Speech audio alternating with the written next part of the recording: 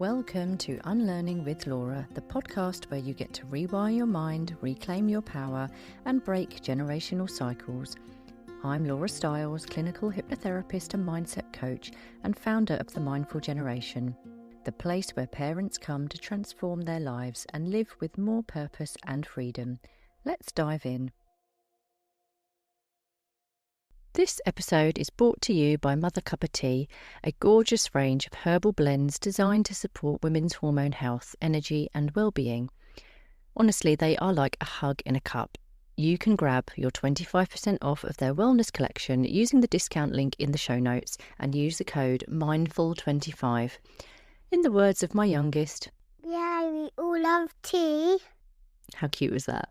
Before we dive into this episode, just a gentle reminder, if you are enjoying this podcast, please hit follow, like, subscribe or share it with a friend.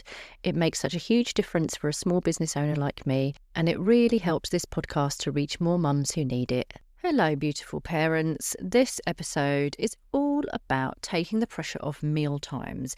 So I thought I would talk about this because it comes up quite a bit in my programs where parents might be finding it really hard to navigate stressful meal times and really wanting their child to be less fussy and to eat more and to sit still more and all of that kind of stuff. So this is a short solo episode, and I'm just going to dive into meal times with a view to hopefully putting some minds at ease and offering solidarity, advice and ideas. If you find meal times stressful, maybe your child refuses to eat anything green, or you spend most of your dinners saying, please, can you just sit and eat? Then this one is for you. And I just want to start by talking about how children pick up on pressure. So the more that we plead, encourage or bargain, then the more anxious they can feel. And this isn't to make you feel guilty or blame or make you feel like a bad parent. Honestly, that is never how I want anyone to feel. But when we do add that pressure, and that is hard not to, often when we're tired and we've had a long day at work and everyone's feeling a bit stressed, the issue is suddenly when the pressure is building for them, and what should feel like a nourishing, calm moment becomes stressful for everyone. And as I said, I'm not trying to make anyone feel bad, but it's just becoming aware of where your child could be feeling pressure and seeing how to change things up to ensure that everyone feels good. So if your child isn't eating their veg, or they're a very fussy eater, or they're refusing dinner altogether, your reminder right now from me is sometimes you just have to let go. So keep the energy of the room neutral. Don't turn meal times into a battleground. And one really simple tip from me is just start by making meals smaller than you think they need. So depending on the age of your child, if they are preschoolers and they've still got tiny bellies, then simple hack. You can always add more to their plate, but if you start with quite a small plate of food, there's less pressure from you because you think, oh gosh, they've got so much more on their plate and this is taking hours. They probably feel less overwhelmed because there's less there and it feels more manageable for them. Now that is a tip from Charlotte Sterling Reed. She has written some incredible books. She is a child nutritionist and she's got fantastic ideas, tips, recipes, books, and that hack actually came from her. She's like, simple, just make the meals smaller than they actually need. And yeah, give her a follow on social media or check out her website if you haven't heard of her, because her books are really great. So yeah, my belief personally, obviously I'm not a nutritionist, so the things that I'm sharing here are just from my parenting experiences and also the things that I've learned from the experts along the way, such as Charlotte. But my opinion is that every child is fussy in their own way, and that's normal, and that we need to kind of let go of these ideas in our minds that every child needs to be a certain way, and stop comparing when you see your children eating with other children in other family households, because there's just no point in ever doing that. You know, comparisonitis is a thing, but let's just try and drop the comparisonitis because it's never going to help you. So the key is just to follow your child's lead, and if they don't eat their entire dinner, don't stress. Maybe they're just bloated or tired, or yes, maybe they just might need a poo. Just allow them to tune into their bodies and to learn interoception. So that's the awareness of what's happening inside of them. And it's such an important life skill. So the other day, my youngest didn't want to touch his dinner. He had a little snack when he got home from school. And I recently have been trying to reduce the snacks that they're having when they get home from school. I've got 2 boys and the appetites are growing. My eldest eats probably more than me these days. So it is hard to try and cut back on the amount of snacks because I know that their bellies are empty and there could be meltdowns if I don't feed them. I have to give them something, but I just don't want them to keep asking for snacks and for the snacks to keep coming. So obviously there's got to be a bit of hunger there ready for dinner so that we have a nice dinner time. But the other day, my youngest really just did not feel hungry at all, which is fair enough. So I said, that's fine. I will leave your dinner there. You come to it when you're ready. He did go and do a bit of playing and running around. And as he was pacing up and down the landing upstairs, he then about 10 minutes later shouted, I need a poo.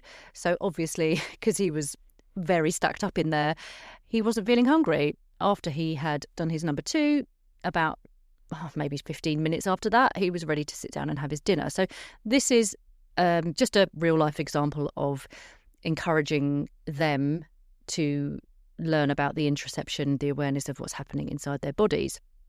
So, yeah, again, vegetables, this is one that's tricky. If your child doesn't eat many vegetables or fruits or things that are healthy, it's absolutely okay to support their nutrition with a supplement. So I know that it's quite hard to know what to do. We hear so many different messages from different people like, oh, supplements aren't worth it. There's absolutely no point. And I sometimes don't know what to do. I'm going to be honest. Sometimes I'm like, what information is true? I just don't know.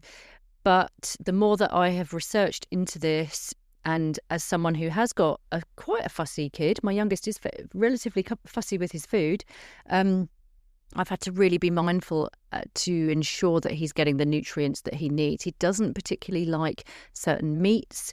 He doesn't eat various types of fruit. So we just stick to the things that he does like, which is broccoli, apples, cucumber, carrot. There's enough that he can still get enough of the nutrients from various things. But it is tricky because sometimes he won't touch anything. And my other son likes other things. And I don't want to be making loads of separate meals. So this is when I have to get quite creative, and I might just create a pasta sauce, but put a load of hidden veggies in it and, blend it all down, make it tasty, and just pack it full of lots of different veg that, he wouldn't eat if it was a whole food, but he will happily consume if it was a nice pasta sauce. So yeah, sometimes we just got to make a bit of time to, batch cook a massive load of healthy veg-packed pasta sauce, freeze a load of it, and every now and then I'll do that kind of thing. So it really does depend on your child, but following their lead is key, I would say, and just ensuring that they are getting enough of what they do like. And you want to keep your life easy. You don't want to make a load of separate meals, do you? So I was going to say about the supplements, and if you want just an all-rounder, multivitamin type thing, then I personally do recommend the Kids Organic Multivitamin Gummies by Tribe Health. They are deliciously natural and they come in different flavours. I think it's strawberry, pineapple and blueberry. I'll pop a link in the show notes. I have not got any affiliation with this brand, but I do know that all of the different supplements, vitamins and things that they offer are really good for adults and kids. There's really good reviews. I think the lady that owns the company, she does like shroomies, like mushrooms for focus for people with ADHD, and they have had like amazing reviews. I did a hair test for my eldest and I used this company Tribe Health to get the results to figure out why his eczema was so bad, and it turned out he had a load of food sensitivities that I had no idea about. So yeah, they are good. They're a good company. Again, pop the link in the show notes. And yeah, I think it's just making sure that there's not a huge amount of judgment against your child and verbalizing how you're feeling about them being fussy, if they are particularly fussy. So it's kind of avoiding those labels like, oh, you're so fussy, and oh, why can't you just be like your brother? And that kind of thing is never going to help, because they're going to just internalize this kind of perception that they think that you have towards them. And most of the time, if you've got a fussy eater, they're going to not be fussy forever. I was a very fussy eater when I was a kid.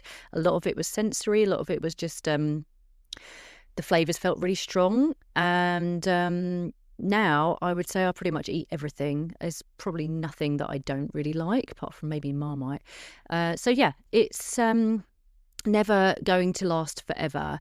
And I'd love to talk in more depth about things like RFID and neurodivergence and eating habits and the sensory side of it. I'm not going to dive into that today. I would love to get someone else on as a guest to have a kind of more expert specialist conversation that's more of a deeper dive into that, because I think that would really help a lot of people to navigate those real kind of adverse reactions against particular foods for particular brains. And so, yeah, we'll do that another time.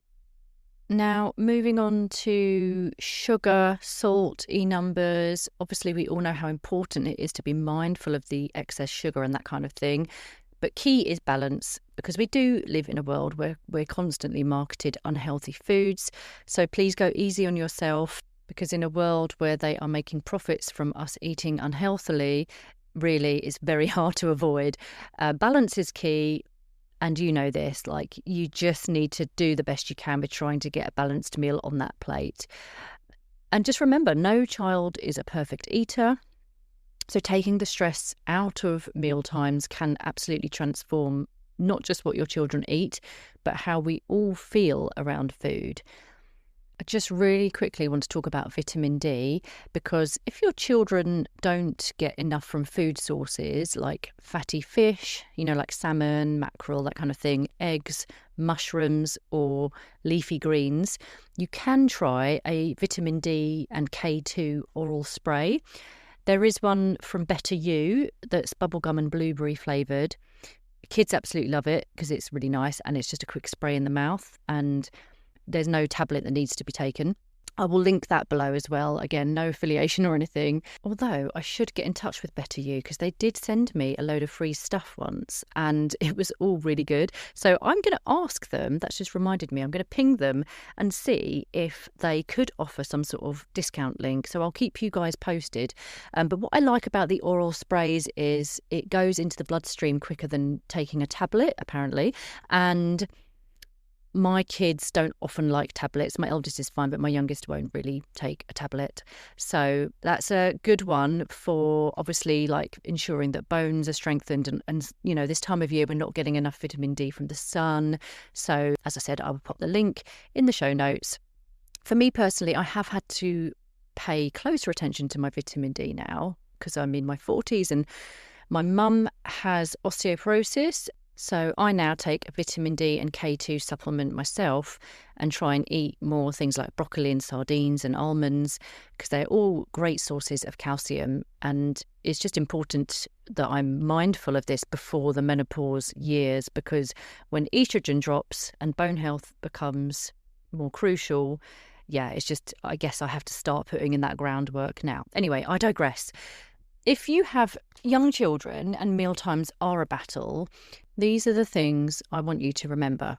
Lower your expectations. Take the pressure off. Don't force them to finish their plate. Encourage them to listen to their bodies. Something I've always done is mix sweet and savoury, so the pudding doesn't always have to be seen as a treat. One thing we love, by the way, on that point is, when you do like a picky tea, if I do like a really easy, picky kind of tea, the fruit will be on the plate with the savoury stuff. And then also get them involved. So the final point of get them involved is a real game changer. So depending on age, and I know this can be really hard if you work full time and if you really want to just get the dinner ready quickly. But on the days where you do feel like you have a bit more time, just let them help with chopping carrots or cracking eggs. Even if they're doing a rubbish job, I've been there. I know what it's like. You can feel quite anxious when they're wielding a really sharp knife, but it can be messy, but it's connection time. They get curious and then they get more confident. And it's just a really lovely way for them to learn about food. And then you start talking about, where's this carrot actually come from, mummy? And then, for them to learn about where their food is actually coming from. And educating them about farming and that kind of stuff. These are the conversations that we started having once my kids started helping out in the kitchen. And it's so cute when they start saying, oh, can I just get the stool? And they grab the little step, I should say, and they're able to then reach the worktop and get involved, and they ask more questions. And the more curious and interested they are in the food that they're preparing, the more they want to try it next time. And then they want to actually taste those new foods. So that's a real great way to get them interested in trying new things if they are quite fussy.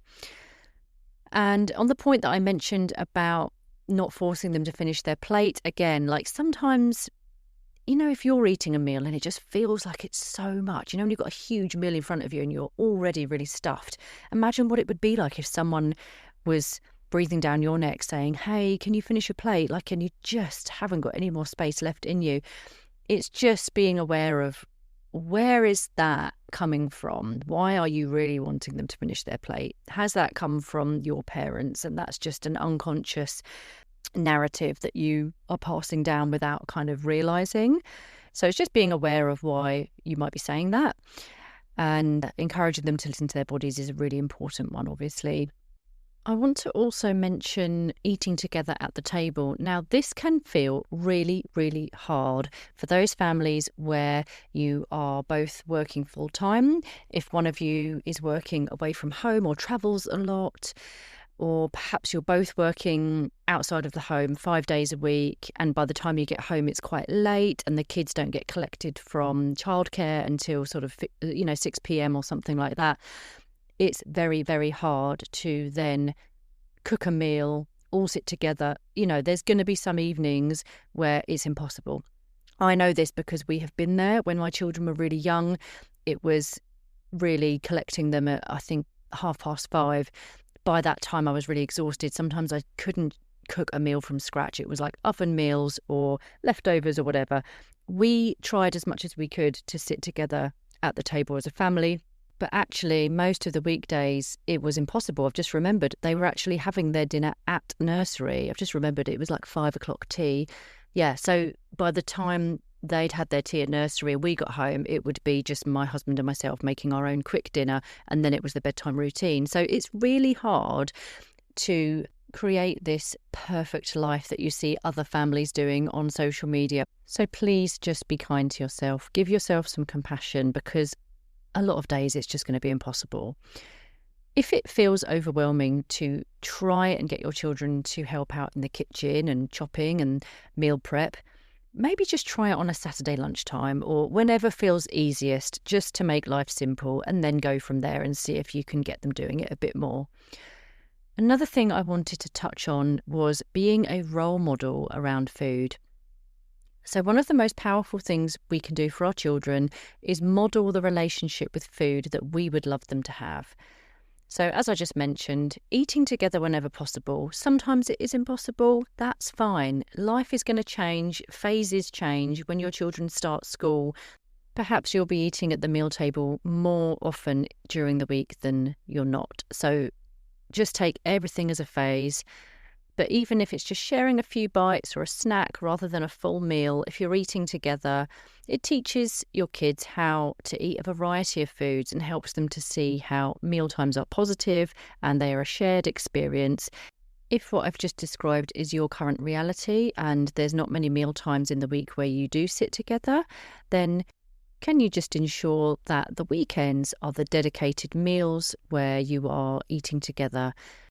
Because this is your opportunity to model excitement and hunger and enjoyment when eating.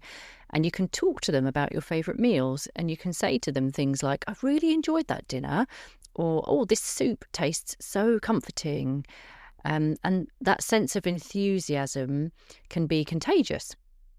Another thing is avoid showing disgust or saying things like, oh, I don't like that, because kids are incredibly perceptive and they'll read your facial expressions and tone instantly. Of course, it's fine to not love all foods. I guess it's just making sure that if we do have an aversion to something, it's just ensuring that we're not kind of passing that on to them. So just be mindful of how you express it so that it doesn't shape their own attitudes too early. You can also describe foods to help them to build familiarity. So you can say things like, this broccoli is really crunchy. It looks like a tiny little tree. The more we verbalise the smell, texture and look of foods, the safer and more interesting they become. Offer variety often and use neutral language. What I mean by that is rather than labelling food good or bad, it's probably better to just keep the language simple, neutral, like label what the food actually is. That's a carrot, that's a cucumber, but just ensure that you are helping your kids to develop a healthy, balanced perspective without guilt or shame. Remember, it is okay if your child or you doesn't love everything. It's all part of helping them to build a lifelong, relaxed relationship with food. It's quite tricky for us millennials. I don't know what it was like for you growing up, but some messaging that we heard from our parents and magazines, you know, those 90s girls magazines and all of the body image narratives that came with that and promoting unrealistic standards. And, you know, it's just having that awareness of what were we conditioned to believe, what's sitting in our subconscious, and what do we want to do differently when it comes to messaging that revolved around diet and ensuring that we are navigating all of this in a healthy way for our children. One final thing I want to mention is movement at the meal table and how it can be very stressful if you have a child or children who want to move around whilst they're eating and who are not sitting still. And obviously we were raised in my generation, in my childhood, we sat still at the table and it was a ritual. Having a meal together as a family was a ritual where we all connected, and I am all for it. I'm also all for being aware of what our children need in the moment, and if there's lots of movement and fidgeting and that kind of thing, just being aware of why is that happening. Now, this happened to us at the weekend. My husband was getting quite frustrated because the kids weren't sitting still. It was bad weather that day. They hadn't been outside very much. They are like dogs. They need to be running around quite a lot. And if they haven't had enough movement, it shows at dinner time. And so I was just reminding my husband that actually, look, they haven't moved around much today. So where can we just lower our expectations and take the pressure off ourselves a little bit? And this can be where parenting styles clash, which can be stressful and hard to navigate. But in that moment, we put on some music and we encouraged them to do a little bit of dancing as they were eating. I'm not saying that this is the answer and this is what you've got to try. I'm most often just trying in the moment to do the best for everyone at the table, and it's quite hard to manage everyone's emotions, but at that moment it felt right and it worked quite well. And then after dinner we encouraged them to go and jump on the trampoline to let out that excess energy, and that worked for us on that day, and other things might work better for you. And it's really just getting curious as to why the movement is happening in the first place. Like, if they've got energy, maybe have a think and speak to your partner about what you can do in the moment next time to ensure that they are listening to their bodies, honouring their needs, releasing that energy, but without mealtime feeling stressful. So just come up with a bit of a plan to avoid any arguments. When clients work with me, these are exactly the kinds of things we explore together. And as I said earlier, I'm not a nutritionist, but I am a mum who's lived through the chaos of stressful mealtimes. And I'm a mindset expert who helps mothers and fathers to feel calmer, lighter, and in more control. Inside my coaching programs, we dive into real-life parenting challenges like the ones I've mentioned in this episode, and I will help you to find your version of peace, whether that's at the dinner table, in your relationship, or within yourself. And I always tailor it to you and your needs as a family. If that sounds like what you need right now, you can book in a free consultation. The link is in the show notes. And if you found this episode helpful, give us a little rating because that helps me out a lot. Thank you so much for listening and have a great day. Bye.